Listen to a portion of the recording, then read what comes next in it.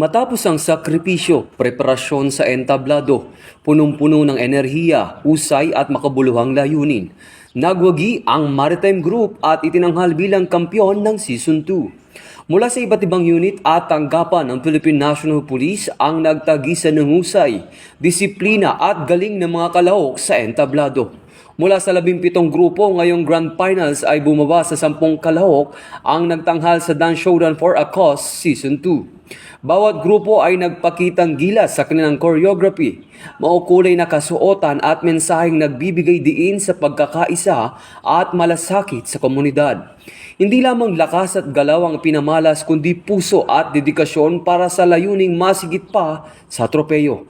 Matapos ang masusing deliberasyon ng mga hurado, itinanghal ang mga natatanging grupo na nagpakita ng pambihirang talento. Walang iba kundi ang Maritime Group, sumunod ang Highway Patrol Group at Headquarters Support Service. Lahat kasi gusto namin yung ginagawa. So, ito yung mga batang from different region, pero isa kasi yung gusto mangyari, yung magsayaw, yung multo nung nakaraan ng kabataan, na nakapagsayaw sila muli ng gandong dance, yun yung nagiging intact sa amin. Then yung nagiging center namin si God.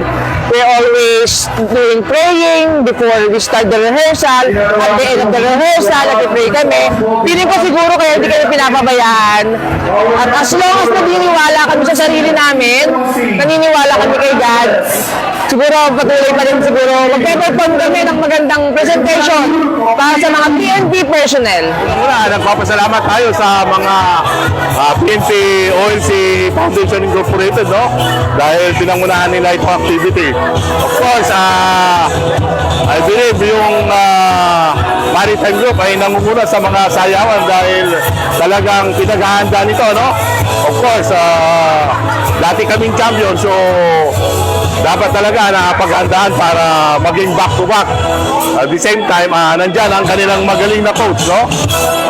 At of course, yung mga sa command group at sa division chief, talagang todo ang suporta nila. Hindi kami makapaniwalang nakakuha ng first runner-up. Gawa ng hindi po kami lagi nakakapag-practice ng sabay-sabay gawa ng may trabaho rin po. Pero sa tulong po ng isa't isa, nagawa po namin. Ito ba, nakakuha kami ng first prize. Tulungan lang po. For the past few years sa mga dance contest, sabi nung HSS dance squad namin, hindi pa sila nakaranas ng panalo. For the first time, second to the last time number 7. Ang sabi ko sa kanila, walang pressure sa inyo. Mag-perform lang kayo ng maayos, give it your best shot. Kung mananalo kayo, mananalo kayo.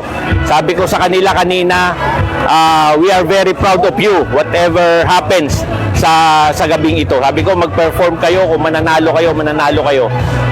But nung makita ko sila kagabi, sabi ko, hindi na lang tayo sasali ha, hindi na lang kayo magpe-perform. Ihataw nyo pa. Ang aim natin ngayon is manalo na. But yung makasama kami sa top 10, we were very happy and we were very proud of our dance squad. Minotivate namin sila for the past few days at eto na,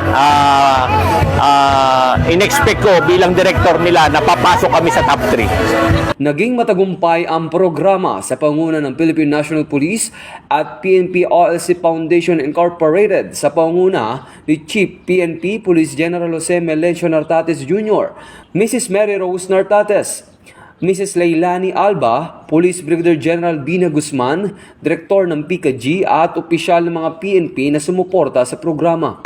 It's the collective effort. Really, may nararating ito dahil lahat ng proceeds sa mga sponsors ay mapupunta po sa ating mga kapatid na may sakit, yung may mga chronic illnesses, at saka yung may cancer. So, you should be very happy that the effort tonight is a concerted effort ng lahat para matulungan po yung ating mga kapatid na may sakit. Ang Dance Showdown for a Cause Season 2 ay hindi lamang patimpalak ng talento at galaw, kundi isang simbolo ng pagkakaisa, malasakit at tunay na bayanihan para sa ating mga PNP personnel na dumaraan sa hamon ng karamdaman.